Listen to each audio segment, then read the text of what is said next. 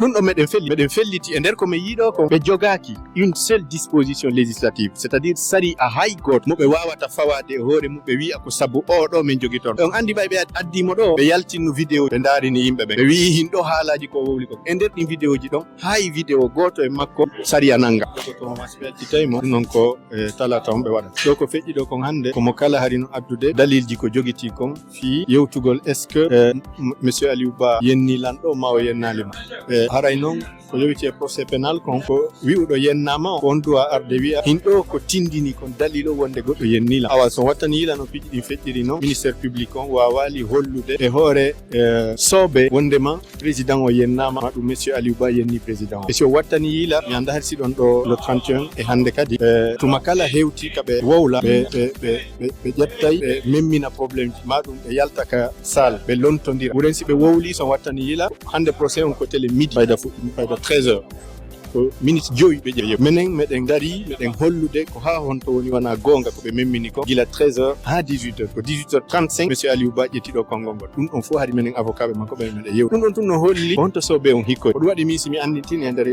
plaidoirie an on wona sama kala addi en mi yi woɓɓe ka parquet toon no jala manno no ƴetti ɗum ɗumna sama kala ni ko joom galle adda ɗo acci ɓe guure mum acci ɓiɓɓe mum ɗum fof ko ɓe tuumimo ko wondema o waɗali golle ma wondema mo yennila alors que so wi ko leader politique ko golle makko wi'ugol no laamora noon no haani ma haana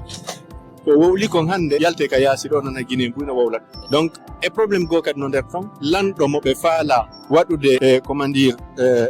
mo ɓe faala daranade fii wondema no yenna o wiyali no yenna o imminali kadi goɗɗo wi dartanela miɗo yenna kono piiji ɗin buyi e nder ko yewta ɗo ko yaltini wondema koye o sa'a ɗo fayda ko ɓuri kon ɓe toɗɗoto magistrat ɓe yahayɓe ka ɗuma ɓeydanteɓe gradement yahayɓe ka intérieur pays wano Zérékoré wano Lola wano Koundara donc wi kadi no tuumi wondema ko woɓɓe faala hollude ɓe yiɗi lanɗo on haa fii tun e argol coobamo ɗumanno kono ɗum ko ɗum min darani gasata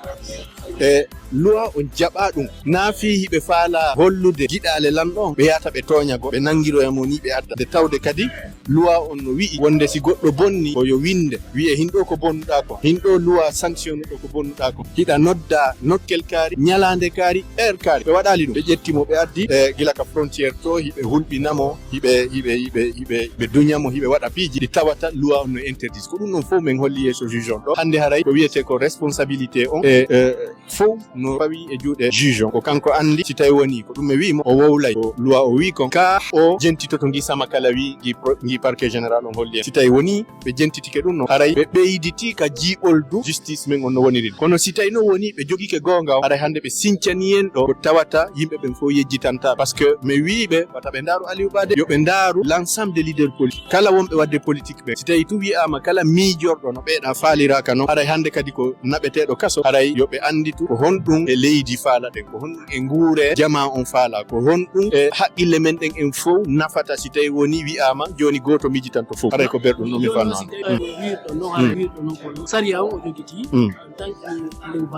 ɗum ɗo meɗen felliti e nder ko min yiɗo ko ɓe jogaki une seule disposition législative c'est à dire sari a hay goto mo ɓe wawata fawade e hoore mum ɓe wi'a ko sabu oɗo min jogui toon on andi ɓay ɓe addimo ɗo ɓe yaltinno vidéo ɓe daarini yimɓeɓe ɓe wi hinɗo haalaji ko wowli kon e nder ɗin vidéo ji ɗon hay vidéo goto e makko sari a nanga donc mi yaltinani ɓe kadi piiji buy nder ton ko tawata ko ɓe fawi e hoore mum ko wi'ugol ko ɗum ɗo ɓe falji nokkeli buy déjà ɓe ƴetti sari aji tawata en ittino gila 2010 en alaɗi golle on andi entre 2010 hari constitution no woodi sari aji buy hari no ɓaari on ɗon constitution fi troisiéme mandat ari ɓe lanci on ɗon constitution ɓe waɗi constitution 2020 constitution 2020 on charte on ari lancimo joni ko honno ɓe arirta ɓe wi amen koko constitution 2010 wi'uno ko ɗum waɗete alors que constitution go waɗama charte waɗama ko on jogiti en ni on charte ɗon noon no wi'i hay goto nangatake sokkata piyatake e hoore tooñe e hoore ko o wi'a o waɗa donc si tawi woni tun juge on ko e hoore saria joɗoto haray ɓe wawata inventude ɗo e mardi saria ɓenna ko oɗo saria woni komin tippi e mum ɓe ala ka ɓe donc meɗen felliti si tawi tun woni ɓe jaɓi wowlude gonga ɓe wowla saria on ɓe wowla ko windi kon ka defte saria meɗen haray ɓe wawata wowlude goɗɗum go si wona accitugol président Aliou Ba o yalla